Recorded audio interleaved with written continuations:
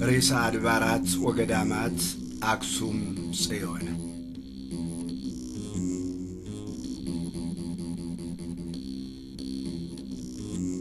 አክሱም የሚለው ቃል ከካም ልጅ ከኩሽ የወጣ ሲሆን ጥንታዊትነቷንና የኩሻውያን ከተማ መሆኗን ያመለክታል።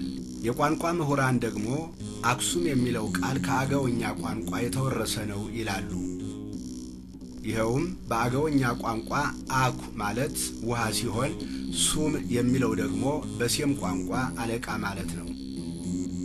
ሁለቱ ቃላት በአንድነት ሲጣመሩ የአለቃ ውሃ ማለት ነው ይላሉ። አሁን በአክሱም ከተማ አካባቢ የሚገኘውና የከተማው ሕዝብም የሚጠቀምበት ማይሹም የሚባለው የውሃ ማጠራቀሚያ ግድብ ወይም ኩሬ ይህንኑ ታሪክ ያጠናክራል። ኩሬው ቀደም ሲል የንግሥተ ሳባ መታጠቢያ ነበር። አብርሃና አጽብሃ የተጠመቁትም በዚሁ ቦታ ነው ይባላል። አሁንም የጥምቀት በዓል የሚከበረው በዚሁ ቦታ ነው።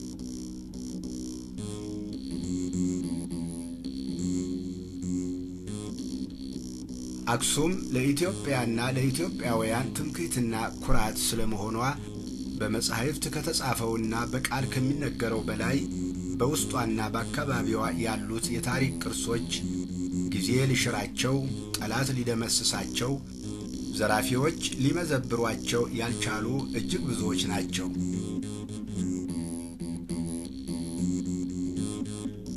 ከነዚህም ጥቂቶቹን እንጠቅሳለን። የታቦተ ሙሴ ማደሪያ መሆኗ ከአንድ ቋጥኝ ተፈልፍለው በልዩ ልዩ ቅርጻ ቅርጽ የተሰሩ ቁመታቸው እስከ 30 ሜትር የሚደርስና ዕድሜያቸው ከ2000 ዓመት በላይ የሆነ የድንጋይ ሐውልቶች በእብነ በረድ ሰሌዳዎች ላይ በጥንታውያን ቋንቋዎች በሳባ፣ በግዕዝና በግሪክ፣ በአብርሃና አጽብሃ፣ በአጼ ካሌብና በልጁ በአጼ ገብረ መስቀል ዘመነ መንግሥት የተጻፈ ጽሑፍ ዘመናቸው ከ1500 ዓመት በላይ ያስቆጠረ ሐውልቶች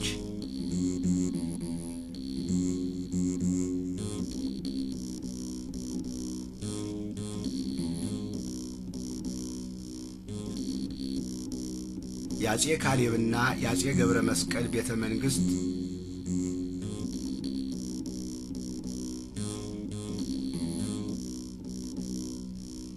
መካነ መቃብሮችና የአብያተ መንግሥታቸው ፍርስራሽ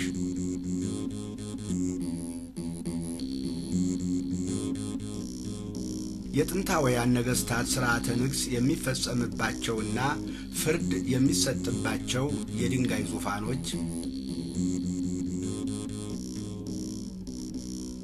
በ350 ዓመተ ምህረት የተሠራው ጥንታዊው የቤተ ክርስቲያን ሕንጻ ፍርስራሽና እንዲሁም ዛሬ ያለው የ16ኛው መቶ ክፍለ ዘመን ቅርስ በአጼ ፋሲል የታነጸው ሕንጻ ቤተ ክርስቲያንና በአጼ ኃይለ ሥላሴ የታነጸው ዘመናዊ ሕንጻ ቤተ ክርስቲያን ታቦተ ጽዮን የምትገኝበት በግርማዊት እቴጌ መነን የታነጸው ሕንጻ የጥንታውያን ነገሥታት ዘውዶችና አልባሳት፣ የነገሥታትና የመሳፍንት የራስ ወርቅና የወርቅ አልባሳት፣ ካባና ለምዶች፣ ጥንታውያን የሃይማኖትና የታሪክ የብራና መጻሕፍት፣ ልዩ ልዩ ነዋያተ ቅድሳት፣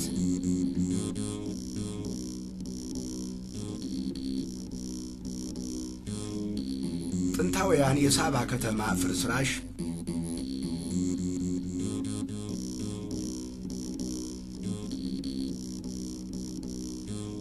በ20ኛው ክፍለ ዘመን በመርማሪዎች ተቆፍሮ የወጣው የባዜን መቃብር፣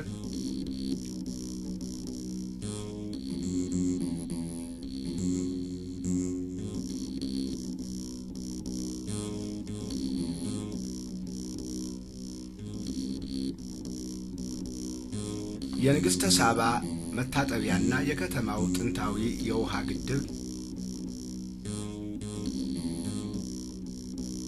የአንበሳ ምስሎች የሚገኙባቸው የድንጋይ ሐውልቶች፣ ድንጋዮች እየተፈለፈሉ የተጠረቡበት የድንጋይ ተራራ፣ ከአንድ ቋጥኝ ተፈልፍሎ የታነጸው የአባ መጣ ቤተ ክርስቲያን፣ የአጼ ካሌብ ከተሳቱ ቅዱሳን መካከል የአባ ጰንጠሌዎንና የአባ ሊቃኖስ መካነ ዕረፍት የሆኑት ገዳማት፣ እነዚህንና እነዚህን የመሳሰሉት ስልጣኔዎች በአክሱም የነበሩና እስካሁንም ድረስ ለመረጃ ያህል አለ።